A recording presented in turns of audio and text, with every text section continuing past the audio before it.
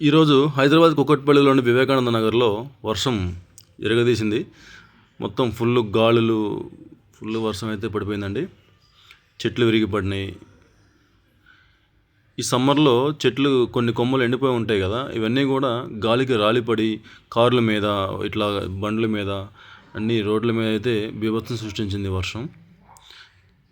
ఇప్పుడు ఉన్న ఈ సమ్మర్ ఏదైతే ఉందో, ఈ ఎండలకి ఎంత వేడిగా ఉంటుందో ఈ వర్షం అయితే ఇప్పుడు అంత చల్లగా ఉంది. కానీ ఇంకా 2 రోజుల తర్వాత మళ్ళీ ఎండలు అయితే చాలా ఎక్కువ ఉంటాయండి. ఇప్పుడు ఉన్నదానికంటే డబుల్ ఉండొచ్చు. కాబట్టి చాలా జాగ్రత్తగా ఉండాలి మనం. వర్షం పడింది కదా, చల్లగా ఉందనుకోవడం పొరపాటు.